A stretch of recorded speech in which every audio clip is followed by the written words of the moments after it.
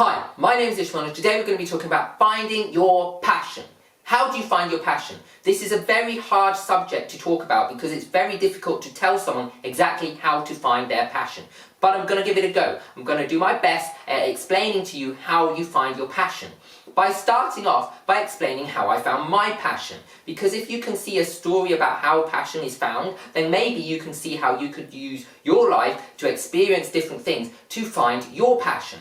So, where did I start by finding my passion? Well, that was quite simple. What I did is I was doing what I wanted to do. So, when I started off in college, and what I did in college is I wanted to do computers. So what I did is I found a course that was all computer orientated, and I did it. And after this course, I found maybe computers isn't my thing because we were just moving from hardware to software, and basically all you did is you found a component, pulled it out and put a new one in. And from then on I saw that what's going to happen is we're going to be in a throwaway society, we're not going to fix things, and computers wasn't really what I wanted to do. I wanted to do the hardware side of computers, not the software side and the programming. As you can see now, there isn't much hardware to go on in computers. Most people buy a computer, when it breaks they chuck it in a bin and buy a new one. So I sort of saw this coming, but I didn't see it coming. Then what I did next is I did communications. And this again, same thing, I did electronics and communications, and I thought, okay, well, with electronics what I can do is I can go around and I can do electrical things, and I can fix those things, various things which aren't computers. And I started this course, I did it, and by the end of it, my tutor had clearly pointed out it's exactly the same. What happens is you go in, you test, you throw that component away and you replace it with a new one. There isn't really much to do. All you do is literally diagnose it, and most of the computers will tell you what it is anyway. So pretty much nothing in that industry. Communications wasn't really my thing. So I thought, you know what, I am here to save the planet. So what do I want to do? I want to do renewable energy. So I went into renewable energy and I thought, this is it. I love this. And I went through the years and I was like, oh, this is all complicated maths and this is really good and I could use this and I could help people, and great. I started getting passionate about it. Problem was, when I got near the end of the course, I realised that there's these fast track formulas which are just out there, which you can just whack in and will give you an accurate enough reading for 99% of calculations, and therefore there wasn't really a big industry in it. All you're going to do is press a button and bam, it all pops out. Because it's one equation, you just whack the variables in, where you are in the country, what you are in the world, etc., what angle the panels are, and it all works it out for you. Same with hydro, you just whack a couple of numbers in and it's all done. And I thought, that's not for me. They told us we were doing practical, we didn't do practical, I was looking forward to practical, never happened. So after that I was really unsure. I went and trained as an electrician because I thought, you know what, electrics, similar industry, didn't really work for me. So I went and did that. I wasn't really passionate about it, so what I did is I went on to solar roofing because I was in the renewable energy industry. I decided to do solar. Now, this I was more enthusiastic about. I liked saving the planet, I liked helping out, and I enjoyed the work because it was not too difficult, not too easy, but there were challenging days, and it was quite fun being outside. So I realised after doing this job for a couple of years that what I want is I like to be outside. So I want to be outside helping the environment. Now, this is what I am aiming towards. However, what happened in the meantime is I decided that this was working for me, but the industry wasn't working. So what happened is the feed-in tariffs dropped, and what happened, the whole solar industry collapsed. And so I went to be an electrician. And I was that for a while. And I realised that I wanted to get back outside because being inside wasn't great. So I started teaching myself and growing in various personal growth industry and starting to learn stuff. And after my learnings, what happened is I realised that when I was actually on courses learning stuff in the environment of other people learning, what happened is the environment around me I took in and I started to help people. And I found that helping people was just as passionate, I was just as passionate about as being outside. And so I found that what I really want to do is help other people. Now, I was helping other people by simply things like when we're in breaks, I was just talking to people and saying how did they find the last lesson. I found that sometimes they didn't understand it.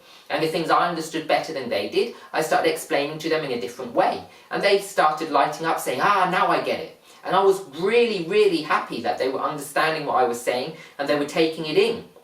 This made me realise that I like helping people. And I started doing this at every event I went to. Every event I've been to ever since, I've been trying to help everyone or anyone that I can in the breaks between the events.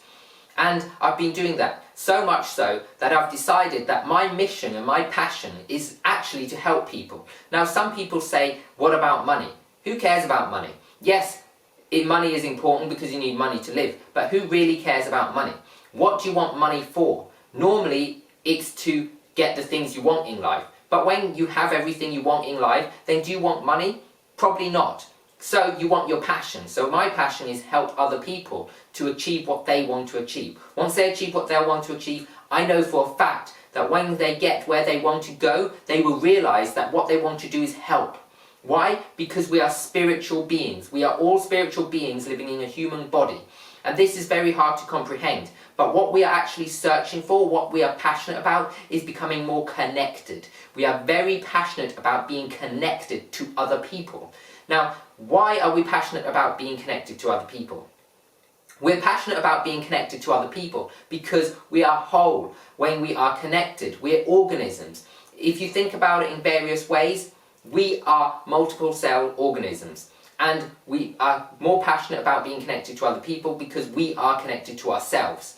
So passion about helping people is something that I found was something I wanted to do. Now, you might not be passionate about helping people directly in their mindset or in their learnings. It might not be something you are passionate about. But the moral of the story is, if you keep searching, you keep switching, and you find it's not for you, just keep looking. Because you will just keep looking. And if you dabble, now a lot of people say don't dabble in this, that and the other because you'll become a multiple skilled person, so you become skilled in multiple things, but you'll become a master of none.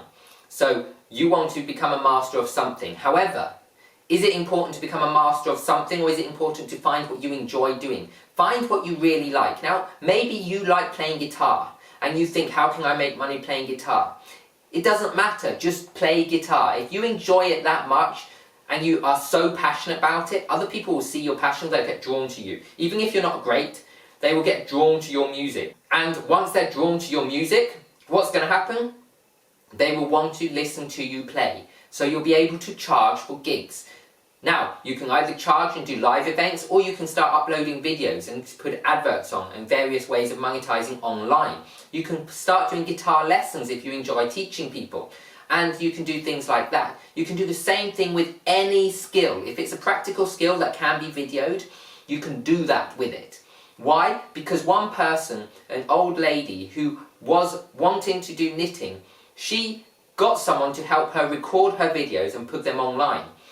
And what she did is she took her knitting skill from just a standard knitting at home, spending time hobby thing, to actually showing people how to knit and showing people an entire knitting thing. And she just used to sit there and explain the knitting, count the stitches, and literally just show someone her knitting. And as she showed them her knitting, she put it online as lessons. And these lessons actually paid her. And in her first year of going to become an online knitter course, she didn't even do a course. She just literally put out videos and adverts. And in her first year, she made £1 million. £1 million by just doing what she likes. So make sure that if you find something you love, just do it. Don't worry about the money will come, as long as you do what you are passionate about. Like, subscribe and whack that bell notification icon to find your passion, because maybe liking this video will help you to see how passionate you are about personal growth.